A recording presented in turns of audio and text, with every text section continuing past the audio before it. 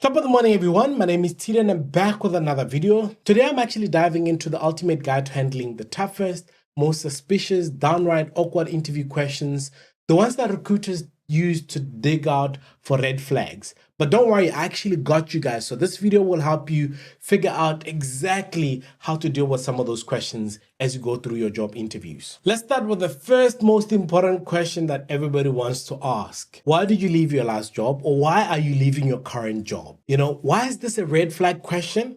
Employers are actually checking if you were fired, if you're toxic, or just purely unreliable. Now, how do you actually answer a question like this that's trying to dig so much out of you? The first thing that I always say to people is that be honest. Remember that video that I said to you guys last week about lie to recruiters?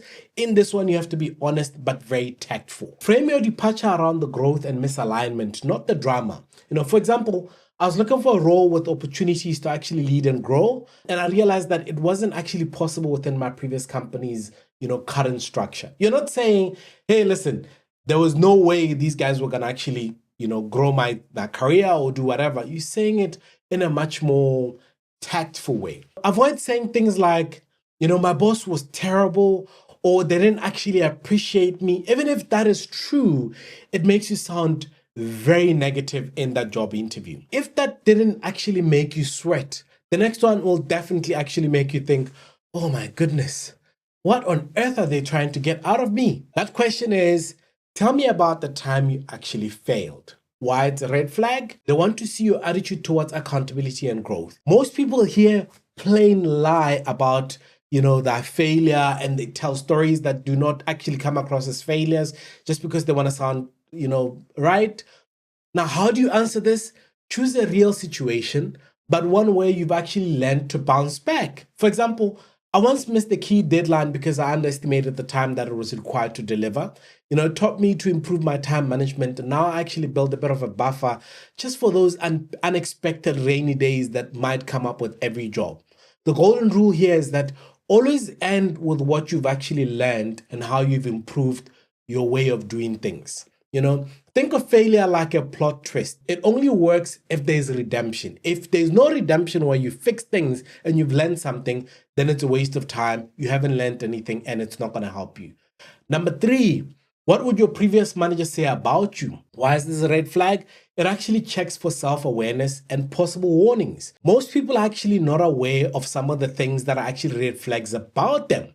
So it's important that when you get to this question, you use this to highlight some of the strengths and acknowledge the growth areas that you actually are trying to show a bit of balance.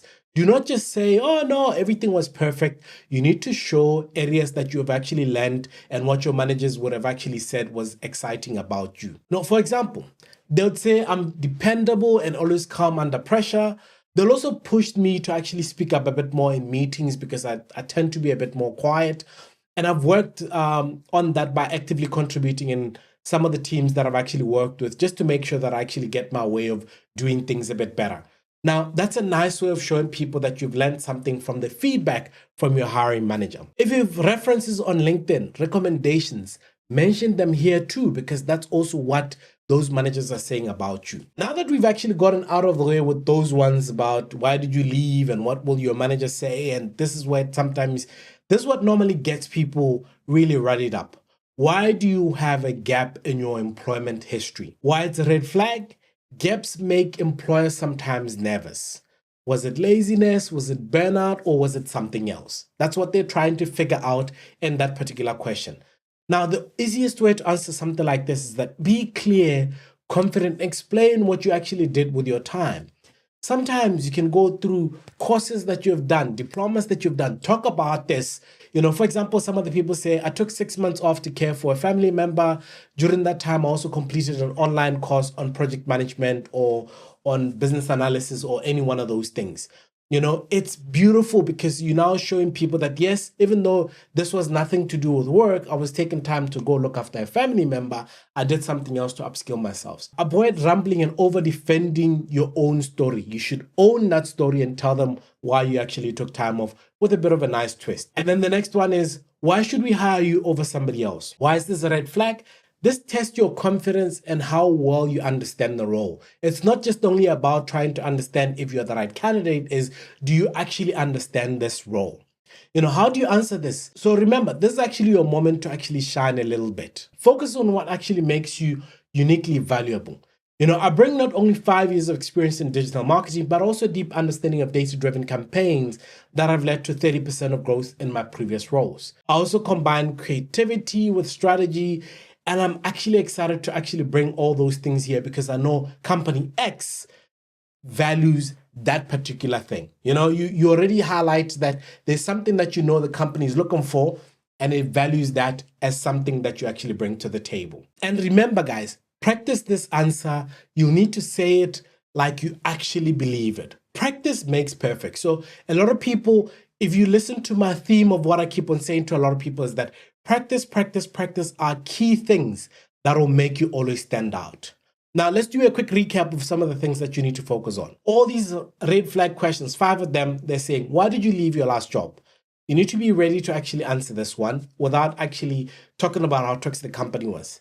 Tell me about a time that you failed. Self-awareness. What will your previous manager do? What did you learn? Why do you have a gap in your career? What did you develop while you were still not employed at that time? And why should we employ you, or why should we hire you? What unique skills do you bring to the table that actually makes you stand out, that makes you one of the most unique candidates for them to actually want to hire you? I challenge you to pick one of these guys, go practice your answer.